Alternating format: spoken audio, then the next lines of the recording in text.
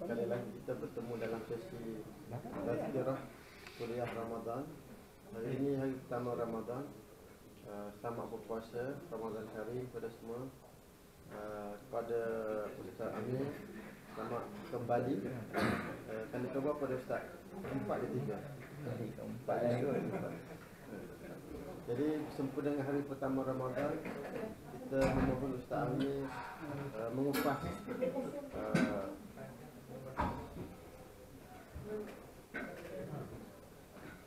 mengupas topik Ramadan sebagai satu tanda bukti kasih sayang kepada Allah kepada kita semua.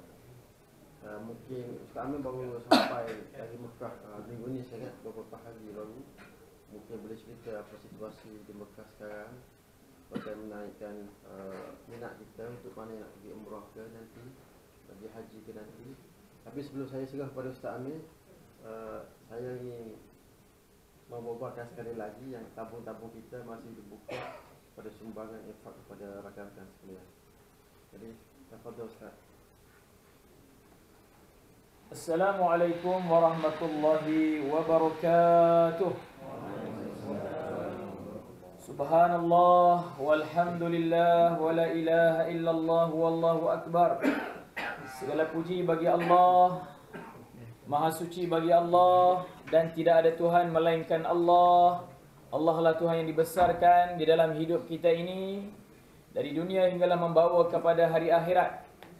Selawat dan salam kita semua ke atas junjungan yang mulia Nabi Muhammad sallallahu alaihi wasallam, ahli keluarga dan para sahabat baginda. Allahumma salli ala sayyidina Muhammad wa ala alihi wa sahbihi ajma'in. Terima kasih kepada pengacara tetap, kepada majlis ilmu di Cari Gali Has, Cik Lokman, semua yang hadir pada hari yang berbahagia lagi mulia ini. Hari yang ditunggu, Ramadan telah pun tiba. Masa yang dinantikan Ramadan telah pun menjelma. Ahlan wa sahlan wa marhaban bikum. Welcome to all of you. Marhaban ya Ramadan. Mudah-mudahan kita dirahmati Allah dengan taufik dan hidayah, sihat tubuh badan, dengan kekuatan yang amat terbaik dalam hidup. Amin. Saya pada hari ini diamanahkan dengan satu tajuk yang begitu sekali amat besar dan hebat, kerana tajuk ini mengajak kepada kita melihat Ramadan sebagai suatu jalan dan cara untuk kita gamit panggil kasih Allah. Itu yang tajuk yang telah diberi kepada saya lah, betul ya? Bagaimana untuk menggamit, memanggil kasih Allah, bagaimana untuk kita menyeru Allah Subhanahu wa taala. Dalam hidup beragama kita ini, kita dipanggil beberapa kali. Pertama kali kita dipanggil bila kita dilahirkan dengan azan. Begitulah sampai umur kita tengah hari ini, kita terus akan dipanggil oleh Allah setiap kali 5 waktu. Jika sekiranya kita dipanggil oleh Allah, kita tak datang, itu menunjukkan kita orang yang derhaka. Tetapi apabila kita dipanggil oleh Allah, kita datang tapi lewat, maknanya kita belum lagi membesarkan Allah Subhanahu wa taala. Tapi apabila kita dipanggil, masa dipanggil barulah datang. Kita menyamakan Allah macam tuan di tempat kita bekerja lah. Lebih kurang sama je. Kan contohlah. Kan. Begitulah. Nak bentuk diri, nak latih diri bukan senang. Satu ketika saya datang ke sini, tuan-tuan dan puan dah ada. Itulah yang saya duk promote kat mana-mana tempat. Tiba datang tu, kita tengok tak ada, tepilah bilik air tu. Kalau kita datang kepada Allah sebelum Allah panggil, itulah baru dinamakan hamba Allah. Subhanallah, tuan-tuan dan puan. Itu merujuk kepada kata-kata Syekh Ibnu Muhammad, ingin berkongsi dengan kita dalam hidup beragama ini, tuan-tuan dan puan-puan sekalian. Kerana Allahyarham Ustaz Asri Ibrahim pernah membuat sebuah madah. Katanya, Tuhan memanggil, ku tidak menyahutnya. Tuhan memanggil, aku mendengar saja. Tuhan memanggil aku, ku cuba menerimanya. Itulah diri aku, belum jinak dengan Tuhan. Tuhan memanggil, ku sahut bertalu-talu. Tuhan memanggil, ku cuba untuk memaksa bagi dapat sampai panggilan tersebut. Itu kalau merujuk kepada beberapa jenis panggilan. Kita akan dipanggil dalam hidup ini untuk tempoh seumur hidup sekali. Panggilan apa tuan-tuan dan puan? Panggilan haji dan umrah. Macam mana tanya sahabat kita tadi, macam mana keadaan di sana? Di Mekah, bagi orang yang pertama kali nak pergi untuk tempoh sekarang, saya tak apa mencadang kalau sangat. Memang kita akan masuk sebuah tempat yang seolah-olah bandar baru nak dibina. Tu. Untuk orang pertama kali lah. Kalau yang dah biasa pergi, tak payah pergilah. Kalau baru nak pergi, saya nak pergi bercadang macam nak duduk lama-lama dalam masjid, beriktikaf, sembahyang, baca Quran, memang dia akan rasa tak selesa lah. Itu yang saya pergi baru-baru ni ke Madinah, tak ada masalah, alhamdulillah. Masuk masjid, di awal sikit Raudhah ni boleh 5 kali waktu. Boleh buat berenang kuat, kupu-kupu lagi. Nak buat apa buatlah, sembahyang ke, baca doa ke, baca Quran, no hal. Itu sampai ke tahap begitu. Jadi itu. Yang ketiganya, kita akan dipanggil juga sekali seumur hidup kita, yakni panggilan maut. Panggilan mati, panggilan ajal bagi setiap daripada kita semua akan pasti merasainya sekali dalam hidup. Dan kita akan dipanggil setiap tahun untuk mendapat gamit kasih Allah. Inilah dia apa yang tertera di hadapan tuan-tuan dan puan sekalian. Saya forward message ni ke Cik Luqman supaya belas kepada tuan-tuan dan puan. Tapi dia kata, susah ustaz, saya papa dekat skrin, boleh dapat tengok dan lihat. Lagi baguslah. Sebagaimana yang ada di depan ni, inilah khutbah Rasulullah sallallahu alaihi wasallam nak memberitahu ketibaan dan kehadiran bulan Ramadan. Walaupun acap kali tuan-tuan dan puan-puan ni dah dapat dah maklumat TV, radio, ceramah masjid surau, tak kurang juga daripada ramai hari ni ustaz, ustazah jadi-jadian yang duk forward melalui WhatsApp dan juga email, FB dan sebagainya. Namun apa yang kita nak share dan nak kongsi pada hari ini, supaya kita lebih merasai lagi keseronokan dan kebaikan kehadiran bulan Ramadan yang mulia ini, sehingga Rasulullah SAW sebagaimana yang kita telah dimaklumkan oleh Al-Baihaqi, katanya baginda bukan kata Ramadan, sejak daripada Rejab lagi. Baginda menyatakan, Allahumma barik li fi Rajabi wa Sya'ban wa ballighi Ramadan. Ya Allah, ya Tuhan, berkatilah aku dengan kehadiran bulan Rejab dan juga kehadiran bulan Sya'ban, dan lanjutkanlah sampai masuk dalam bulan Ramadan. Alhamdulillah, bulan yang kita sebut tu sekarang kita pun telah berada di dalamnya. Mudah-mudahan Allah bagi keizinan untuk kita sampai ke penghujungnya, pengakhirannya, untuk tujuan apa tuan-tuan dan puan-puan? Walitukabbirullahu ala ma hadakum wa la'allakum tashkurun. Tujuannya supaya kita terus dapat membesarkan Allah, Tuhan yang membagi taufik dan hidayah kepada kita semua. Kalau tak disebabkan taufik dan hidayah oleh Allah, tak apa jadi keadaan kita pada waktu masa sekarang ini. Dan kerana Allah nak minta kita berpuasa, menahan diri daripada lapar dan dahaga, kerana nak tunjuk syukur kepada Allah yang telah memberi rahmat dan nikmat yang begitu sekali amat banyak kepada kita, maka marilah kita rasai khutbah Rasulullah sallallahu alaihi wasallam nak sampaikan kepada kita. Kata Rasulullah, wahai manusia, sungguh telah datang kepada kalian bulan Allah dengan membawa berkah, rahmat dan maghfirah. Nabi Muhammad menyeru dengan perkataan wahai manusia sebagai nak bagi tahu kalau orang tu belum lagi beriman, tolong cepat-cepat beriman. Tolong cepat-cepat masuk Islam. Kerana ada suatu keistimewaan jadi orang Islam, kamu akan terima sebuah bulan yang hebat dalamnya berkat rahmat dan maghfirah. Bagi orang yang dah beriman, tolong jangan sampai tak tahu, jangan sampai tak ambil kisah, jangan sampai tak ambil hal. Merata tempat orang duk buat promosi cara pakaian pun banyak. Tu. Promosi cara makan minum pun Allahu Akbar kabira. Apa lagi promosi dalam bentuk ni majlis-majlis ilmu. Sehingga ni apa corong-corong radio kita pun duk bagi tahu. Inilah bulan apa? Bulan Ramadan menjelang tiba, musim beribadah untuk kita. Di siang harinya wajib berpuasa, sembahyang tarawih. Di malamnya pula kebaikan dibuat, pahala berganda, mendapat rahmat, diampun dosa. Ni antara yang disebut di awal mukaddimah.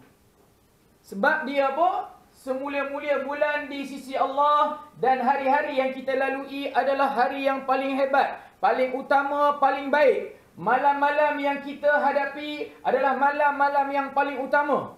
Lebih-lebih lagi. Malam tadi dah bermula dengan malam Khamis. Malam ni pula malam kedua dengan malam Jumaat pula. Kalau dululah sebelum masuk Ramadan, kita ni banyak yang apa? Nakal sikit. Duk hantar WhatsApp gambar, orang perempuan duk pegang kepala. Baru minggu lepas hari Jumaat, ni dah tiba pula. Apa benda duk mesej kat kawan-kawan ni? Tak tahu kan? Ada hak yang kaki penakut, jaga-jaga malam ni malam Jumaat. Tak pernah ada orang yang mesej malam Jumaat ni sebagai malam 1001 rahmat, malam kebaikan, malam untuk mendekatkan diri kepada Allah. Tak pernah ada lagi. Harap-harap malam ni adalah. Tu. Ini keadaan yang sedang kita duk terima. Sekarang kita terima malam Jumaat, istimewa pula dalam bulan Ramadan. Take your time tuan-tuan dan puan. Ambil satu masa yang baik untuk kita bagi suatu masa untuk diri kita dengan Allah Subhanahu Wa Taala. Kenapa? Jam demi jam adalah jam yang paling utama. Bila? Daripada awal pagi bangkit bangun sahur tadi lagi dah. Ni sekarang kita dah sampai, kita dah bekerja. Sekarang ini kita bermajlis ilmu.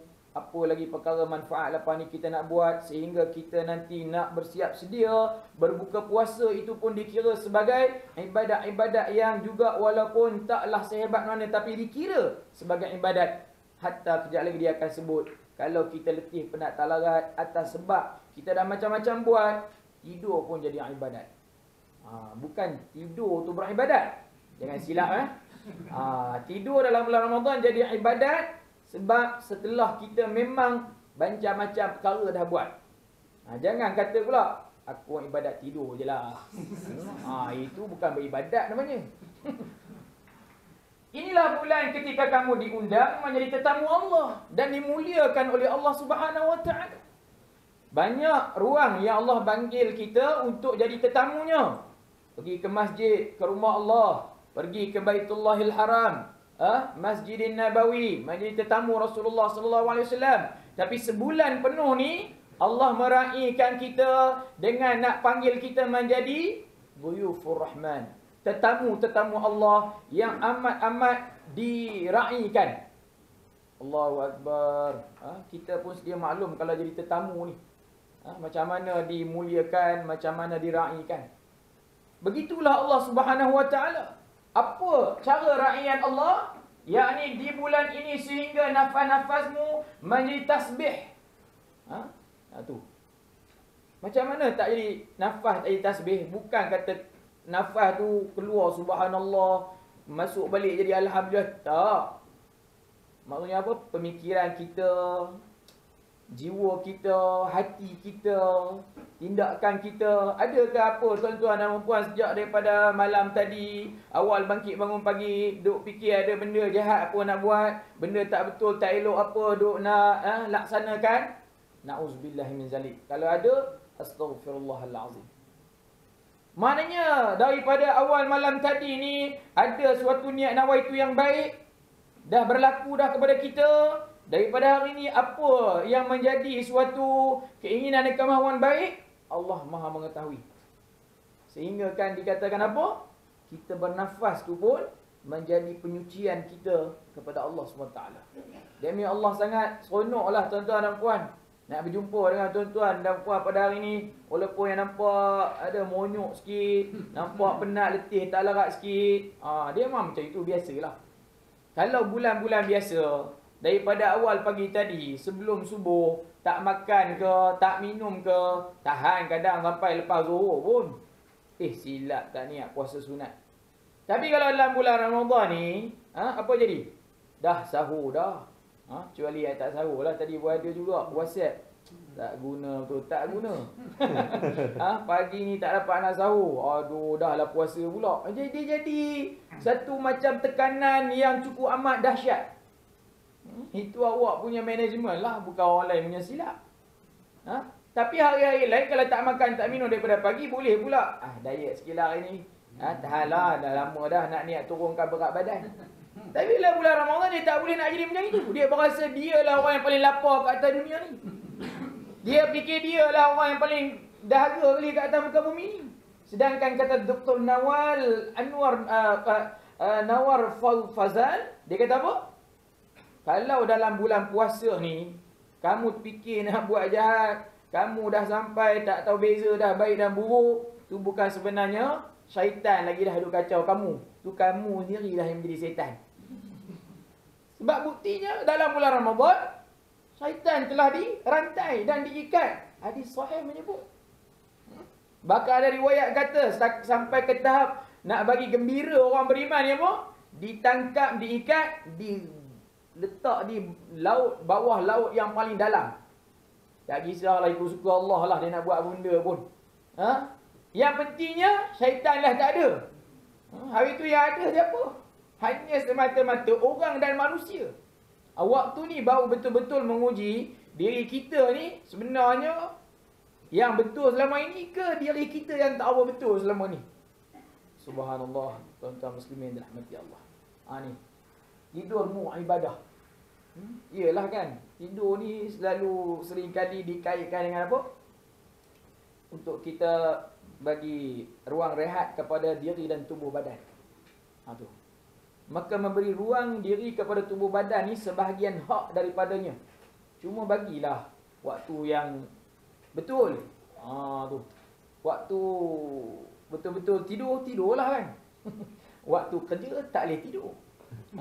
Waktu menuntut ilmu juga tak dibenarkan tidur.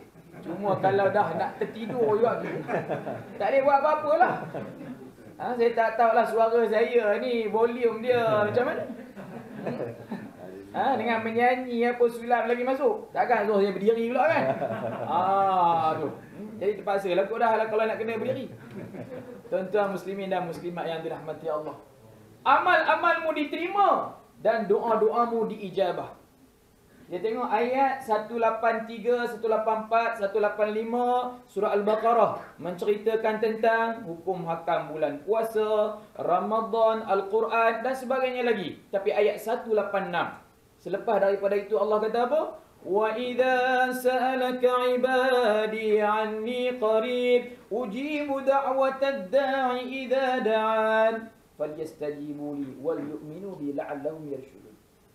Setelah Allah duk sembang cerita tentang Ramadan, hukum hakam itu dan ini, Allah kata, wahai Muhammad, dan apabila seorang hamba bertanyakan tentang perihal aku. Tanya apa? Allah ni macam manalah dia ni? Dia ni apa dia boleh buat kat kita? Apa dia boleh bagi dekat kita? Jawab dekat mereka, wahai Muhammad, ujibu da'watad da'i iza da'an. Aku akan menjawab setiap seruan, munajat, panggilan mereka kepada aku. Tetapi dengan syarat mereka kenalah apa? Wal yu'minu bi. Kena beriman kepada aku. Kita semua yang duduk dalam dewan ni beriman ke tidak kepada Allah?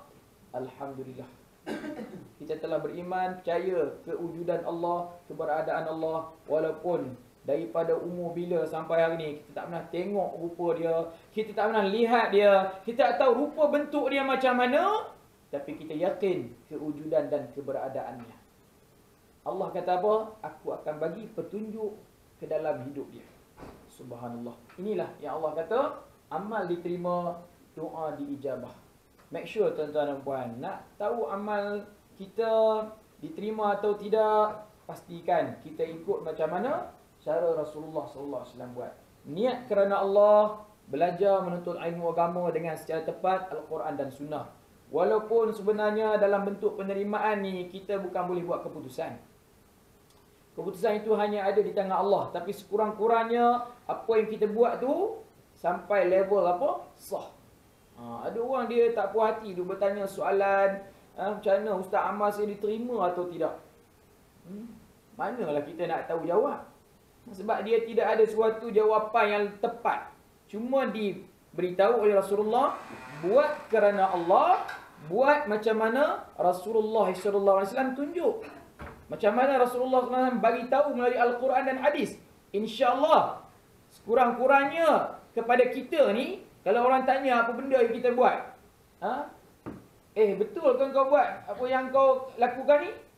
Saya pun tak tahulah betul ke tidak. Itu masalah. Kamu semayang tadi sah ke batal?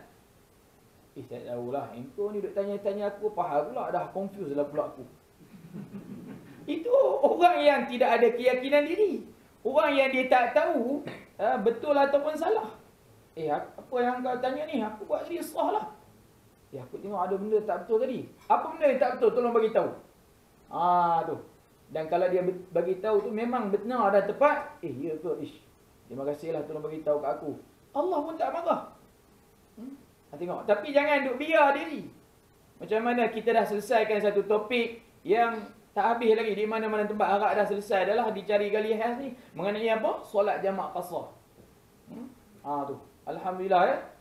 Banyak tempat ni tuan-tuan dan puan. Hasil daripada anjakan paradigma kalau bagi kurang begitulah kot yang dicetuskan oleh cari gali khas. Duk cerita mana-mana tempat dah.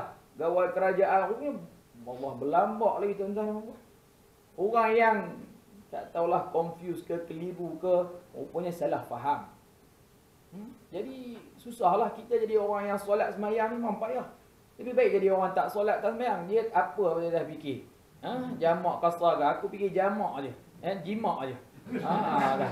Dia tak payah duk fikir jamak qasar ni. Tu kalau korang ni semayang susah. Jadi macam aku tak semayang. Senang. Na'udzubillah min zalik. Bermohonlah kepada Rabbmu dengan niat yang tulus dan hati yang suci agar Allah membimbingmu untuk melakukan siyam yang merujukkan kepada apa? Puasa ini tuan-tuan dan puan. Yang tadi kita kata apa? Sangat menguji dan menduga kita. Lapar dan dahaga. Yang macam mana kita kata tadi, kalau hari-hari biasa tak makan tak minum, kita boleh ajar diri ke arah nak apa? Diet dan sebagainya. Tapi kita minta kerana Allah supaya membimbing kita daripada segala macam segi sudut. Mulut kita, mata kita, tangan kita, pergerakan kita, dalaman kita dan sebagainya. Dan jangan lupa kita ambil bahagian untuk membaca Al-Quranul Karim. Make sure saya dan kita semua sebelum mati kita dah boleh baca Quran tuan-tuan dan puan. Jangan sampai kita biarkan hidup kita tak boleh baca Al-Quran. Ini cukup amat sekali menyiksakan. Ya, bahagian anak kita nak suruh tu satu bahagian, tapi yang kita ni pun kena ambil bahagian. Dan kalau kita sudah boleh membacanya, adakan kepada kita masa untuk apa? Melihat isi kandungan maknanya. Ada kepada kita berusaha untuk nak mendapat rasa seronok membaca Al-Quran. Dia dah jadi macam suatu jadual waktu yang kita buat secara sendiri. Sekarang dengan dunia yang begitu sekali amat luas, pengajian Al-Quran ini tak boleh kita menafikan untuk kita mengelakkan diri daripada tak boleh baca. Kalau yang duduk depan saya ni, kita boleh cakap bahasa Melayu, boleh cakap bahasa Inggeris, boleh cakap bahasa Arab. Cakap bahasa Arab tak boleh baca Quran, pelik juga. Tapi memang sungguh ada orang Arab tak kerti baca Quran. Tak tahulah Arab jahiliah mana, tak tahu. Boleh bercakap bahasa Perancis. Ni, Cik Luk baru balik pergi Turki, cakap bahasa Turki. Tapi kalau kita tak boleh baca Al-Quran, malang besar tuan-tuan dan puan. Bukan untuk orang lain, untuk diri kita sendiri. Kerana dialah yang akan menjadi apa? Teman, rakan dan taulan di dalam kubur kelak. Ha? Bayangkanlah kalau kubur kita ni sebesar bilik ni.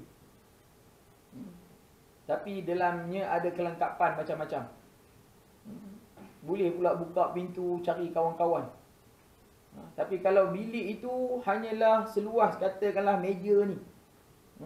Nak buka pintu tak boleh, panas, dengan cukup suasananya amat sekali mengerikan. Kita tak ada pula bantuan daripada Al-Quran. Kita mungkin boleh berniat. Ini satu masalah Tak apa ustaz, esok saya ni banyak duit. Saya ni boleh suruh orang baca, panggil pelajar tahfiz. Jangan, tuan-tuan dan puan. Kalau kita tak ada masa dengan Quran, kita suruh orang baca, saya pun tak sure boleh ke tidak pahala tu sampai kepada kita. Kalau kita suruh pula orang yang membaca, melainkan anak, itu lain. Anak pasti dia tak ada apa kepentingan. Melainkan kepentingannya itu ada terhadap rasa baik kepada mak ayah dia. Tapi kalau orang lain kita tak tahu cara keikhlasannya. Sebab kita perhatikan banyak dah, adabnya kurang, adabnya tidak elok. Susah. Nak bentuk manusia bukan senang. Panggil pelajar tahfiz yang dia tak belajar adab. Baca bising, bunyi tak entu arah, tutur kata.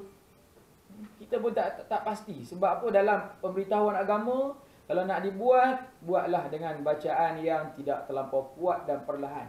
Suasananya itu mestilah diperlihatkan dengan rasa yang cukup kita sekali rasa sedih kepada orang yang pergi tak kembali tu.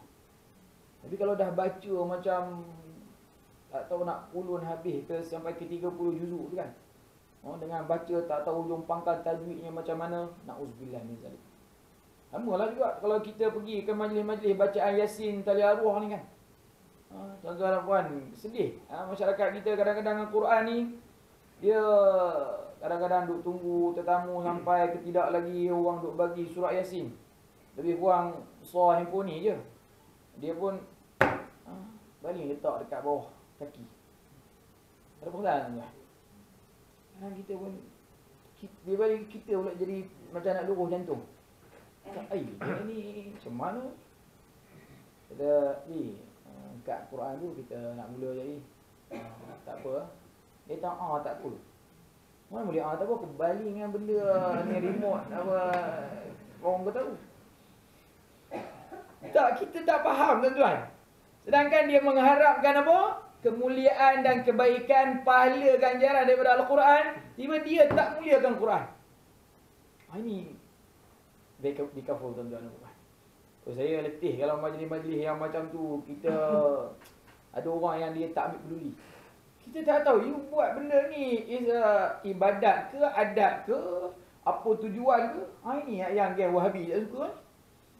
Saya tak adalah menyokong mereka, tapi kadang-kadang statement dia orang tu boleh pakai juga. Kepada ni lah hak jenis hak jahiliah tak boleh pakai. Nak buat sesuatu yang baik tapi tak ada panduan dan pimpinan. Bila orang tegur, orang kata, nak terasa hati nak marah. Ramai ustaz tegur pun, ustaz pun kena letak juga kat kaki. Itu ustaz jahiliah. Nak buat macam mana? Saya tak tahulah kalau apa yang kita bagi tahu tadi, benda tu salah, tak benar, tolong bagi tahulah. Na'udzubillah min zalik. Bayangkan, yang nak mengharapkan ni, ya Allah, apa? Allahumma ij'al sawaba ma qara'nahu min al-Qur'anil azim wa ma halalnahu min la ilaha illallah wa ma astaghfarnahu min qulna ya Allah. Tu yang kita duk baca dalam doa tahlil tu kan. Ya Allah, jadikanlah, sampaikanlah, terimalah pahala daripada apa yang kami baca daripada Al-Quran yang maha agung ini. Agung kepala otak engkau pun kalau dah letak kat kaki. Gambar agung pun jadi cepat-cepat angkat-angkat. Kan. Ini subhanallah tuan-tuan. Ini kawan. Celakalah orang yang tidak mendapat ampunan Allah di bulan yang agung ini. Maknanya orang yang dia pun tak tahu, dia orang Islam, dia pun tak ambil hal, tak ambil kisah. Aku tak ada apa beza lah. Bulan Ramadan ke, tak bulan Ramadan aku macam ni. Ini orang yang berbahaya. Dia sampai tak tahu bezakan dirinya, duduk di mana, Apa benda dia nak kena buat, apa benda dia nak kena lakukan. Aku pelik lah tengok korang ni. Ucap selamat lah, apa benda, apalah yang sampai susah-susah macam ni. Itu inilah nampak macam dulu kau lebih kurang macam aku juga. Apa kau nampak lain macam gini, cakap pun nampak tu susun teratur. Tak adalah bro. Aku pun taklah baik mana. Tapi suspend juga dekat-dekat nak masuk bulan Ramadan ni. Kalau kita tak ambil peluang ni yang diberikan oleh Allah, kau nak ceramah pula dah kat aku. Jadi ini satu masalah tuan-tuan dan puan. Dia sampai tak tahu beza dia duduk kat mana, apa benda yang dia nak kena buat, ya. Kenanglah dengan rasa lapar dan hausmu, kelaparan dan kehausan di hari kiamat. Ramadan ni kalau ikut makna sebenarnya ialah apa? Kalau merujuk ni lah di negara Arab, panas, haus, terik. Dia punya kitaran tu akan berlaku begitu. Wallahu a'lam bissawab. Maka para ulama menjelaskan, mudah-mudahan dengan kepanasan, kehausan, kepenatan dan keletihan itu akan menjadi suatu motivasi kepada kamu ingat akan apa? Leburlah dosa-dosa, silap salah yang kita lakukan dalam hidup ini bersamaan dengan apa? Bulan Ramadan yang kita raikan. Macam mana nak nyanyi sekali lagi? Ustaz Asri kata kan, Ramadan menjelma lagi, menghimpun rahmat dan maghfirah, bertambah keberkatannya dengan amal ibadah, diri tunduk keinsafan dan rasa berdosa. Bulan kemuliaan yang didatangkan ini, usah biarkan berkatnya berlalu sia-sia saja. Ia hadir bagai air bah, membasuhi daki dunia. Nak dengar lagi, belilah CD dia. Itu dia bagi tahu kepada kita. Subhanallah tuan-tuan dan puan-puan. Maka oleh itu kita merasai saat, waktu dan ketika ini memang tak sama dengan hari kiamat. Kalaulah katakanlah hari kiamat ni macam kita duduk dalam office cari gali hash ni, Allah bagi balasan kat kita di padang mahsyar macam duduk dalam apa? Jabat kita. Baik tak baik tuan-tuan dan puan? Faham tak soalan kan? Nampak dia tak apa nak jawab. Kita balik ke hari akhirat, kita duduk di padang mahsyar, sebuah assembly yang paling besar, manusia semata-mata manusia, tapi Allah bagi satu ruang kepada kita macam duduk dalam jabat kita sekarang ini. Macam mana sekarang kita duduk rasa, macam inilah kita rasa di hari akhirat. Baik tak baik tuan-tuan dan puan? Saya nak cakap lebih lagi tak tahu. Kurang lagi jangan. Padanlah dengan, saya tak tahulah. Kalau saya lah, saya rasa bagi saya cukup baik dah. Saya tak tahulah kalau tuan-tuan dan puan mungkin wali Allah daripada saya, lebih lagi amal macam ni, mana layak ke aku. Kan? Allahu Akbar. Tuan-tuan muslimin yang dirahmati Allah. Kita bayangkan di keliling kita manusia-manusia yang besar macam kita lah. Bersempit-sempit tapi tak ada pakaian. Kita Allah bagi pakaian sebab nak tutup aurat di dunia. Tak pernah dengar lagi kata dalam hadis cerita dibangkitkan ada juga orang diberi pakaian. Cuma ada pendapat ulama lah sahaja mengatakan kalau dia di dunia dahulu pernah mensedekahkan pakaian ke orang, nak bagi orang tutup aurat, dia akan juga diberi pakaian. Sebab takut baca hadis Aisyah tu, di mana Aisyah tanya, macam mana ni Rasulullah, betul ke tak ada sehelai urat benang pun? Kalau macam tu malulah keadaan ketika itu. Wahai Aisyah, tak sempat dah nak fikir malu. Sebab yang dipikirkan masa tu oleh diri masing-masing ialah apa? Akan silap dan salah dosa yang dilaluinya di atas muka bumi itu mengatasi kemaluan dirinya. Agak orang kalau dah tak ingat apa ni, dia memang lupa. Macam mana kalau ada pengalaman rumah terbakar lah. Kan? Bila rumah duk kata, rumah terbakar keluar. Oh, terbakar pergi buka laci, cari duit, cari pasport. Ada ke? Pelik juga tu kalau orang macam tu kan. Mesti dia, terbakar, lari. Lari keluar. Semua dah keluar, dah selamat, datang pemberita. Macam mana keadaan rumah cik? Alhamdulillah semua keluarga selamat. Tengok dia baju apa pun tak pakai. Baju kalau pakai luar dalam lah. Nak tunjuk kata punyalah kelang kabut. Tak tahulah kekelang kabutan di hari akhirat macam mana. Kalau Allah nak balas kepada kita hari akhirat, padang mahsyar, macam mana kita duduk sekarang ni, Allah cukup baik dah. Tuan-tuan muslimin dirahmati Allah. Bersedekahlah kepada kaum fuqara dan masakin. Muliakanlah orang tuamu, sayangilah yang muda. Sambungkanlah tali persaudaraanmu. Jaga lidahmu, tahan pandanganmu dari apa yang tidak halal kamu memandangnya, dan pendengaranmu dari apa yang tidak halal kamu mendengarnya. Ni saat yang terbaik untuk kita cuba boleh buat. Macam mana tadi diumum lagi untuk tuan-tuan dan puan buat apa suatu perkara berfaedah bagi acara company ke, sama dengan program-program orang-orang yang memerlukan ni. Demi tujuan untuk kita apa? Menambah baik rasa belas ihsan kasih sayang bersama-sama dengan orang lain. Sebab mungkin hari ni hari orang, hari kita entah bila pula, tapi yang pastinya kita tak mau duduk dalam suasana kita dibelas oleh orang. Sebab apa? Pasti kita akan jadi satu orang yang akan sentiasa mengharap. Tapi sebaliknya kalau kita orang yang sentiasa memberi, mudah Allah Ta'ala akan menerus menambah baik, kerana itu yang dijanjikan oleh Allah dan Rasulnya. Tak akan ada yang mengurang, tak akan ada yang apa boleh menyebabkan kita terkeluar daripada landasan tersebut. Ini janji Allah dan Rasulullah sallallahu alaihi wasallam. Ni dia kata apa? Ambil bahagian. Menghubung baik dengan mak ayah. Suka kita mengucapkan mohon minta maaf, bukan tunggu nanti raya lah. Kan? Dengan saudara mara kita. Dengan adik-beradik kita. Saya agak beruntung sikit lah dalam bab tu, saya tak ada masalah. Sebab saya anak seorang ni dalam keluarga. Tak merasa bergaduh adik-beradik. Makan minum tak berubah, harta benda tak jadi hal. Kan. Tapi duk dengar cerita orang ada adik-beradik ni memang ujian besar. Ni nak buat macam mana ujian?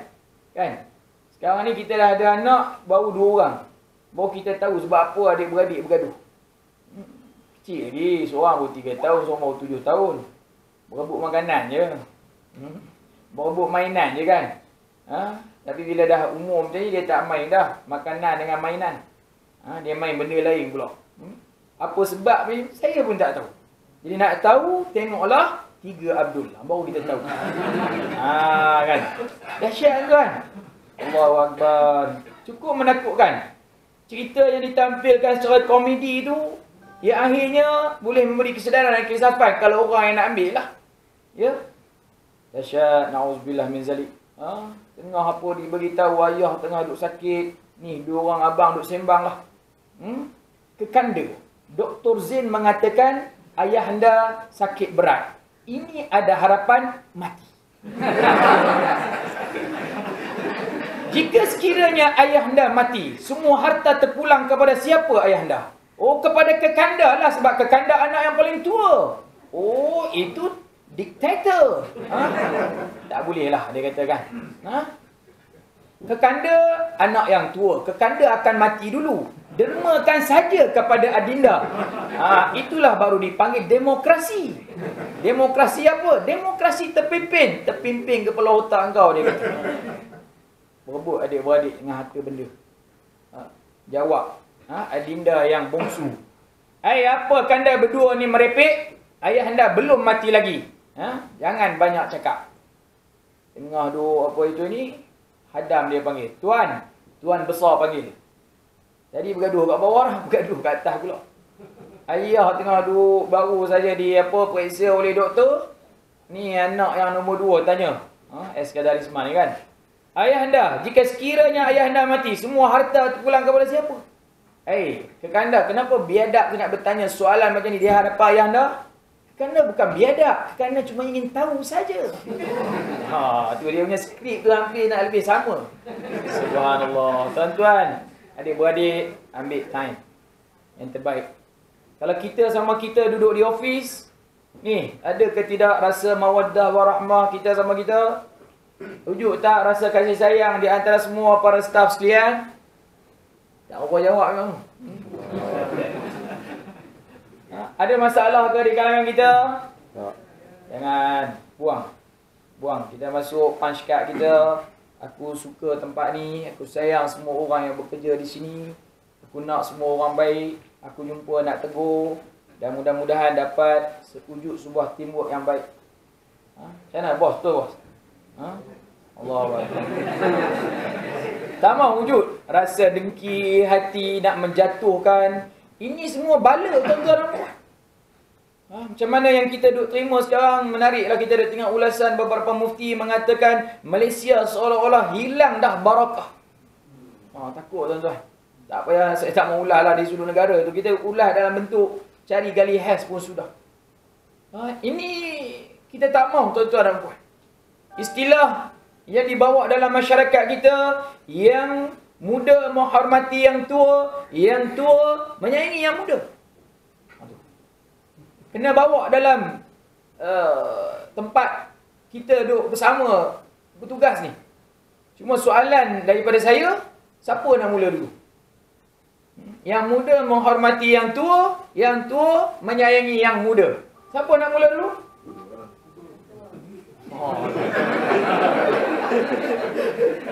Yang tua akan mati dulu.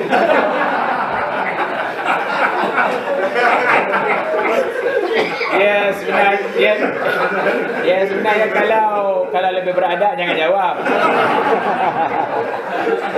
Tapi kalau dah jawab tu macam ada isu kan. Allahu Akbar. Saya tak mau katalah siapa patut mula dulu, fikir-fikirkanlah. Sebab lagi kalau saya lanjutkan isu tu, jadi lagi banyak hal.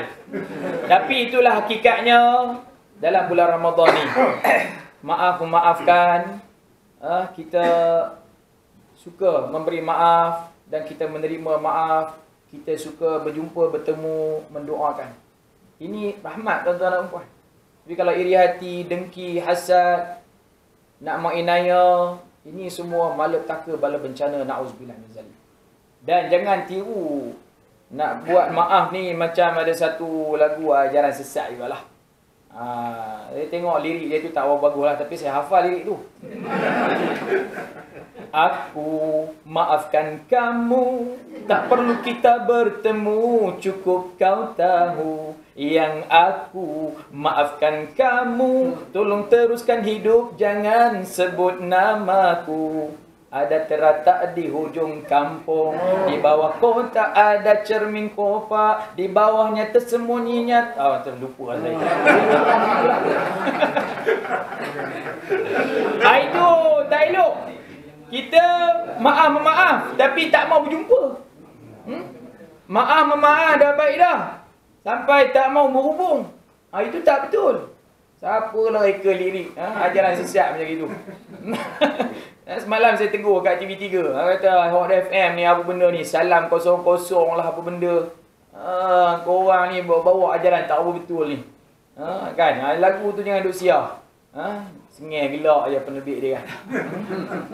Inilah tuan-tuan muslimin dan muslimat yang dirahmati Allah sekalian. Kasihlah anak-anak yatim, nescaya dikasih manusia anak-anak yatimmu.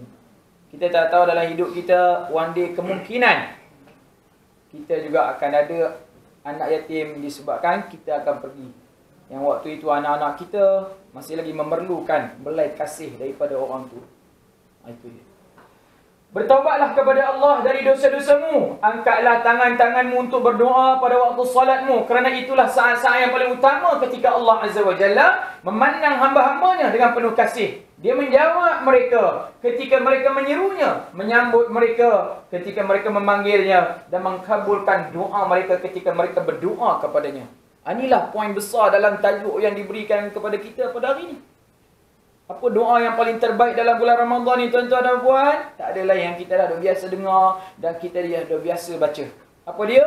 Allahumma inni as'aluka ridhaka wal jannah. Ya Allah ya Tuhan, aku nak mohon minta kepada Engkau keredaan Engkau dan syurga Engkau. wa a'udzubika min sakhatika wan nar, dan aku nak minta berlindung kepada engkau daripada kena bakar oleh api neraka. Itu doa paling terbaik yang kita wajib ulang-ulangi setiap masa, setiap waktu, ambil peluang bila-bila yang ada kepada kita. Yang keseterusnya ialah Allahumma innaka afuun karim tuhibbul afwa fa'fu anni wa an walidayya. Ya Allah ya Tuhan, sesungguhnya Engkau ni Tuhan Maha mulia, Maha pemaaf. Maafkanlah aku, maafkanlah kedua ibu dan bapaku. Para ulama kita boleh tambah wal jami'il muslimina wal muslimat wal mu'minina wal mu'minat bi rahmatika ya arhamar rahimin. Dan juga termasuklah ke seluruh orang Islam lelaki dan perempuan dengan rahmat dan kasih sayang-Mu wahai Allah. Mudah-mudahan dengan harapan kita doakan untuk orang, ada orang akan juga doakan untuk kita. Sebab kita nak hidup rasa bersama, rasa berjemaah, rasa inilah kebersamaan ni tuan-tuan dan puan-puan. Malam tadi saya ada bercakap di tempat saya, kita sebagai ahli qaryah, inilah tempat tinggal kita, inilah kampung halaman kita. Tak ada siapa nak jaga melainkan kita lah nak kena jaga sesama kita. Saya kata kepada mereka, saya tak peduli kalau masyarakat luar tak tahu pada masa hari kita sakit, pada masa hari kita mati. Masjid luar, qaryah luar yang duk panggil kita tak tahu, kita pergi, tengok tak datang, mana Ustaz Amir? Mati dah, kan? Tak tahu tak apa, tak tekilan. Tapi saya kata malam tadi di tempat saya, kalau jiran sebelah rumah saya sebut nama dia, terkejut dia kan. Saya pergi, dia tak tahu. Tapi kalau boleh, awak lah pergi dulu pada saya. Kan saya buat joke macam itu. Jadi kita tak mau sampai duduk dalam satu qaryah, tegur-menegur, tak mau tanya khabar tanda. Ini suatu masalah. Tak dinafikan tuan-tuan dan puan. Duduk sama manusia menguruskan aktiviti manusia ni memang menyusah payahkan. Tapi kita tak boleh elak. Sebab kita perlu. Allah SWT tak apa. Dia tak perlukan kita pun. Kita yang perlukan dia. Walaupun dia kata, tidak aku ciptakan makhluk manusia dan jin, melainkan untuk menyembah aku. Dalam surah Az-Zariyat ayat 56. Seolah-olah ayat itu memperlihatkan, oh Tuhan ni berkehendak kepada kita. Oh dia buat kita, dia suruh kita sembah dia. Apa jadi kalau kita tak sembah dia? Dia tak jadi apa-apa juga. Buktinya, sambungan ayat selepas tu. Apa dia? Ma uridu minhum min rizqin wala uridu an yut'imun. Jangan kamu sangka, kamu ingat kamu disuruh sembah aku seolah-olah macam kamu ni nak kena bagi makan, bagi rezeki kepada aku. Sebaliknya kalau kamu menyembah aku, membesarkan aku, kamulah yang mulia. Aku tak ada apa-apa pun. Tapi kalau kamu tak mau menyembah aku, meninggalkan aku pun tak terkesan apa-apa. Yang hina-dina adalah kamu. Sebab innallaha huwar razzaq dzul quwwatil matin.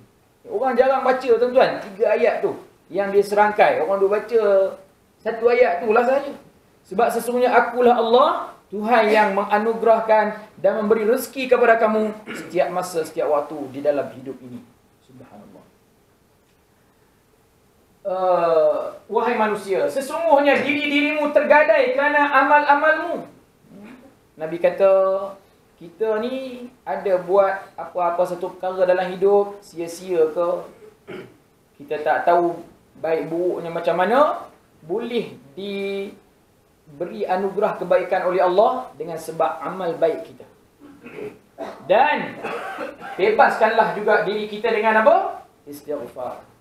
Allah paling suka mendengar Astaghfirullahal azim alladzi la ilaha illa huwal hayyul qayyum wa atubu ilaih. Satu. Yang kedua, la ilaha illallah wahdahu la syarika lah, lahul mulku wa lahul hamdu yuhyi wa yumiit wa huwa ala kulli syai'in qadir. Allah suka sangat dengar 2 perkataan ni. Lagi satu, la haula wa la quwwata illa billahil aliyil azim.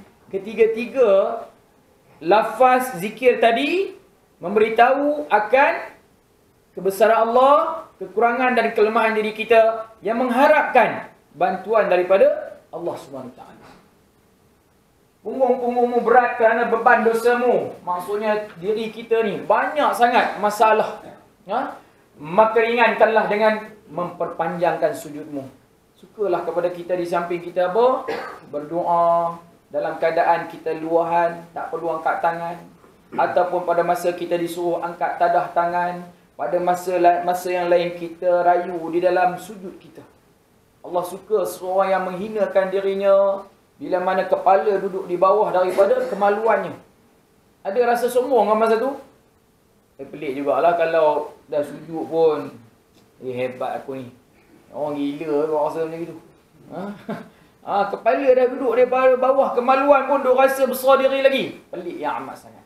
Sebab tu bila mana dalam berdoa ni adabnya ialah kata Aisyah melalui hadis riwayat At-Tirmizi, aku tengok dan lihat Rasulullah mengangkat menadahkan tangan ni apa? Sama paras dengan bau ataupun mulut mukanya. Minta semua yang ada dalam dewan ni kita buat sama-sama dengan saya. Iaitu dia kata tidak dipaksakan, sebaliknya kita merapatkan dalam keadaan relax. Ibu jari ni tidak melekat dengan jari telunjuk. Dia begini. Jarak daripada ni lebih kurang sejengkal macam ni.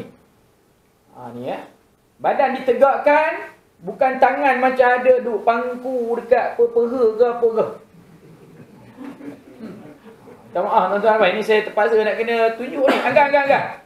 Jangan tak angkat pula ni. Yang tidur tak payahlah. Minta maaf, sekali ni je saya nak ajar. Itu yang angkat tangan. Seterusnya, kata Aisyah, mata tengok dekat tapak tangan. Jangan tengok kat saya. Buat semua. Tanya ni abang pakai spek depan dia ni. Bang, bukan macam ni bang. Macam ni. Tak, jangan dilipatkan tu. Tangan ada masalah ke? Tak ni, macam ni. Jangan tak apa. Buat betul. Buat betul-betul. Tak betul tu. Kau buka. Pelik kau ni kan. Dah minta maaf, saya bukan nak paksa. Saya takut tak betul ni. Bahaya tuan, kalau habit kita dah terbiasa, kita akan buat tak betul bila? Buat betul-betul. Janganlah rasa macam budak tadika pula. Saya memang nak tunjuk betul-betul. Ni, abang. Apa abang rasa kalau kita minta kepada Tuhan buat macam ni? Tak rasa apa? Pelik kau ni, dia tak ada perasaan tu. Syekh, baju kotak ni. Apa ni Tuhan rasa bila kita minta doa kat Tuhan? Rasa diri kita kecil. Rasa diri kecil. Angkat lagi nanti, janganlah turun lagi. Ni yang kat tudung biru ni. Apa kak rasa kita berdoa macam ni? Rasa mengharap Inilah tuan-tuan dan puan, cara doa yang betul yang ditunjuk oleh Nabi Muhammad sallallahu alaihi wasallam. Cara-cara lain tu saya tak tahulah. Kan? Cara macam nak minum air ke. Jadi doa garu sana garu sini. Amin. Imam mana panjang nak baca doa kau ni. Mengata kat imam pula. Ini tak betul tuan-tuan. Doa siap kita tengok dia pun menderita. Jadi dia dapat rasa ke tidak apa yang dia minta tu. Tuhan kata kau ni nak minta ke? Pergi ni majlis doa selamat terjaruh kan. Sanduk ni. Saya takut Tuhan kata kau ni kurang ajar. Tak saya, ya Allah, kita tengok dia tu, dia ni belajar ke tak belajar ni. Jadi macam tak bagi sudahlah. Seolah-olah macam tu. Nampak macam pelik saja, kita tak tahu. Dia belajar ajaran sesat tu daripada mana pun tak tahu. Saya tak tahulah kalau hak saya tunjuk tadi tu tak terbaik, tuan-tuan dan puan mengaji lain lah. Ini bahaya, korek hidung. Orang tanya, ustaz, baca doa sambil tengok handphone boleh? Kalau memang ada tag doa lah kat itu, tak ada masalah. Kan? Cuma yang tak eloknya, kita duk main mesej, jawab ni. Amin, amin, amin, cik. Amin. Doa yang gopol. Pelik teman-teman. Kita tak dapat bayang orang yang macam tu. Jadi amalkan sampai kita mati cara macam ni. Yang tuan-tuan tak jawab tadi ialah rasa lenguh.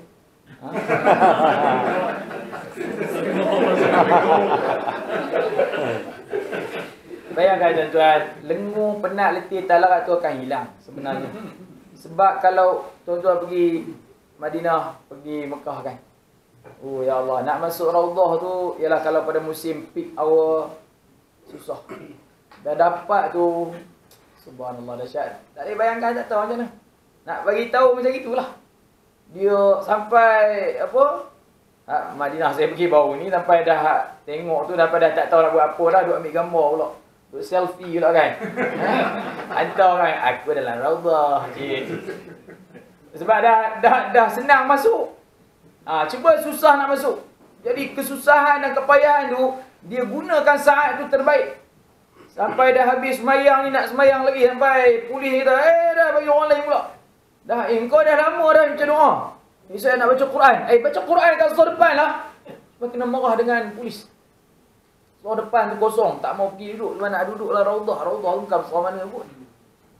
Tapi sebab apa? Sebab special place. Subhanallah, tuan-tuan dan puan. Ini keadaan dia. Ketahuilah Allah Ta'ala bersumpah dengan segala kebesaran Allah bahawa dia tidak akan mengazab orang-orang yang solat dan sujud, dan tidak akan mengancam mereka dengan neraka pada hari manusia berdiri di hadapan Rabbul Alamin. Wahai manusia, barang siapa di antaramu memberi buka kepada orang-orang mukmin yang berpuasa di bulan ini, maka di sisi Allah nilainya sama dengan membebaskan seorang budak dan dia diberi ampunan atas dosa-dosa yang lalu. Ini pun turun bawah sikit. Seorang sahabat pun bertanya, "Ya Rasulullah, tidaklah kami semua mampu berbuat demikian?" Bila Rasulullah menawarkan, "Kamu ni berpuasa satu bab. Boleh ke tidak kamu ni, aku nak bagi satu tawaran, di mana kalau kamu boleh memberi jamu makan." Maksudnya kalau kita berkeluarga, itu bukan jamu makan, itu kita memang memberi nafkah. Ini merujuk pada orang lain, bukan dia beradik. Orang lain lah maksudnya yang turut berpuasa. Kita beri dalam bentuk apa pemberian ke. Yang kata tersebut untuk boleh dia buat berbuka puasa. Maka apa tawarannya Nabi Muhammad SAW kata? Iaitu kamu akan diberi nilai di sisi Allah sama dengan membebaskan seorang budak dan diberi ampunan atas dosa-dosa yang lalu. Ada riwayat yang lain kata, kamu akan dapat pahala puasa macam mana orang tu berpuasa pun dapat kat kamu juga. Maka sahabat pun bertanya, "Ya Rasulullah, tidaklah kami semua mampu berbuat demikian?" Al-maklum tuan-tuan dan puan, para sahabat sebahagian besar daripadanya bukanlah boleh, mampu. Bila dengar tawaran baik macam tu, Rasulullah, kami ni pun duk terima berim. Macam mana nak tolong orang? Tapi Rasulullah jawab apa? Rasulullah tak layan soalan tu. Bukan Nabi tak layan tu maksudnya tak mau tunjuk belas kasihan kepada yang tanya. Dia teruskan khutbah. Dia kata apa? Jagalah dirimu dari api neraka walaupun hanya dengan sebiji kurma. Jagalah dirimu dari api neraka walaupun hanya dengan seteguk air. Baik, kamu kata kamu tak mampu. Tapi aku nak tanya, kamu mampu ke tidak? Minta ke Allah, hindar jauh daripada api neraka. Ni saja kemampuan aku ya Allah, dengan sebesar biji tamat. Maksudnya apa tuan-tuan? Nabi bagi motivasi suruh bekerja, berusaha, berikhtiar.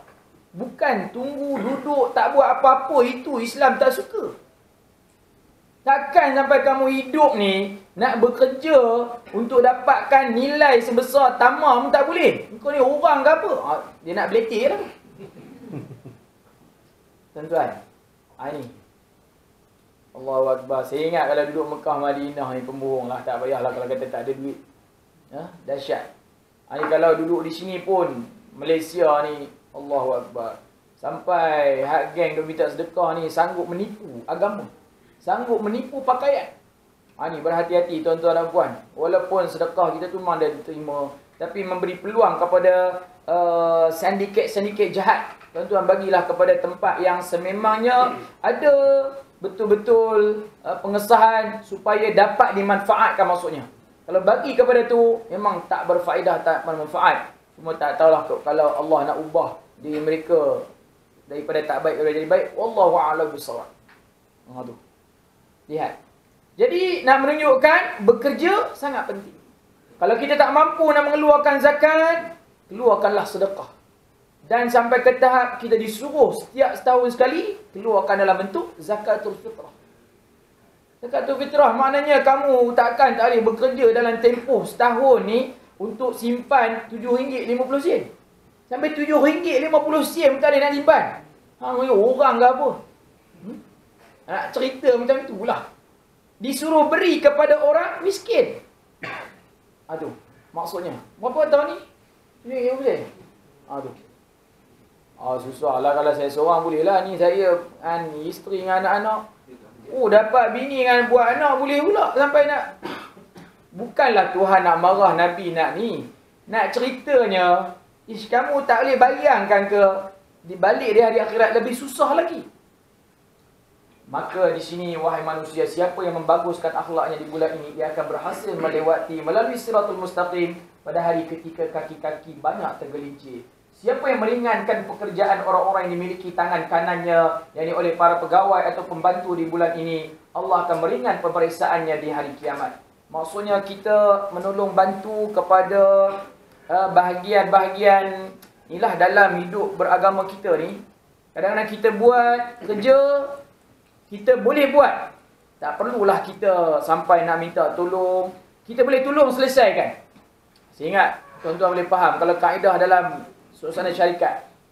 Tuan-tuan rasa boleh selesai. Tapi jangan bukan sebab kata nak menginai orang, kita bagi kepada orang yang apa? Yang bawah. Yang sememangnya dia duduk bawah kita, tapi kita bagi dengan sebab tengok dia duduk relax yang aku bagi kat dia. Jangan macam itu. Kalau kita boleh settlekanlah. Lebih-lebih lagi dalam bulan Ramadan ni sangat hebat tuan-tuan. Dan di sini dikatakan lagi oleh Allah, di mana? Barang siapa yang memuliakan, barang siapa menahan kejelekan, keburukan di bulan ini, Allah akan menahan murkanya pada hari ia berjumpa dengan Allah.